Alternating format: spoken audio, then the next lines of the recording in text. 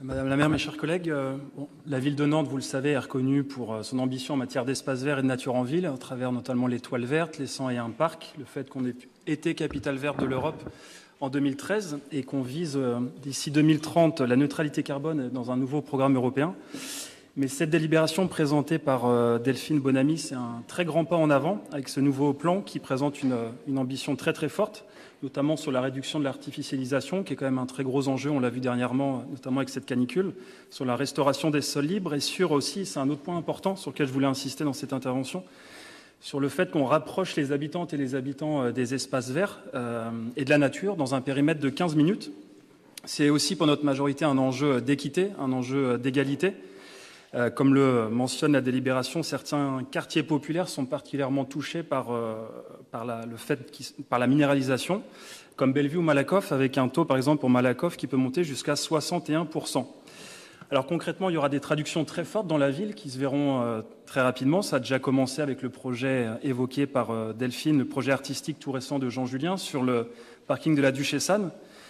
Mais de la Bretagne au Japon, il n'y a qu'un pas, avec cette approche, entre autres, de relier en pas japonais les espaces naturels, qui est évidemment très intéressante. C'est aussi ces 50 oasis de biodiversité et cette végétalisation en pleine terre, à minima de 7 hectares sur le mandat, qui est quand même assez importante. Voilà, donc ce sera un plan visible, un plan palpable, qui sera au cœur de nos actions pour la transition écologique, avec des conséquences concrètes, comme je l'ai dit, et positives pour toutes et tous. Mais aussi, ce qui est très intéressant, c'est que ça s'articule avec de nombreuses autres mesures, comme la ville du quart d'heure, comme la revitalisation des quartiers, mais aussi avec notre SDIC, notre schéma directeur des itinéraires cyclables.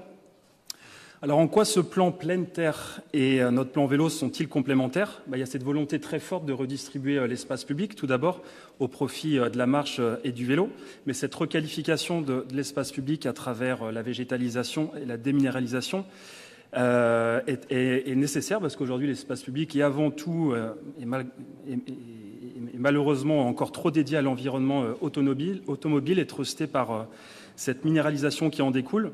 Donc à condition de déployer des alternatives, ce que nous faisons, libérer la ville de l'hégémonie des véhicules motorisés, qu'ils soient d'ailleurs thermiques ou électriques, c'est aussi favoriser la proximité, l'écologie, les commerces de quartier et la qualité de vie. Et enfin, concrètement, quelles sont les opportunités que nous allons saisir avec, à l'articulation entre ce plan et nos mesures modes actifs avec Simon et Nicolas. Alors, ce qu'on a déjà pu faire, c'est le travail autour de la rue d'Allonville qui va bénéficier de cette logique des pas japonais, du Jardin des Plantes jusqu'à la Moutonnerie. Il y a la reconfiguration de places qui étaient jusqu'à présent inutilement accaparées par l'univers routier, ce qu'on a pu faire dernièrement sur la place George Washington. Mais à venir, il y a évidemment la mise en conformité des cônes de visibilité des passages piétons que tu évoquais à Delphine. C'est quelque chose de très, très important parce que tout simplement, ça cause encore de trop nombreux décès en France, dans notre pays. Et le redressement en épi des boulevards du 19e, ce qui correspond à environ 1 hectare, c'est une très, très forte demande citoyenne et associative qui est notamment formulée par Place au Vélo depuis des années. Donc on est très heureux de pouvoir enfin proposer cette solution en végétalisant ces espaces autour des stationnements. Et on va évidemment articuler nos futurs axes magistraux et structurants avec ce plan pleine terre. Voilà, donc nous gardons un cap d'avance et nous continuons à nous inspirer des bonnes pratiques.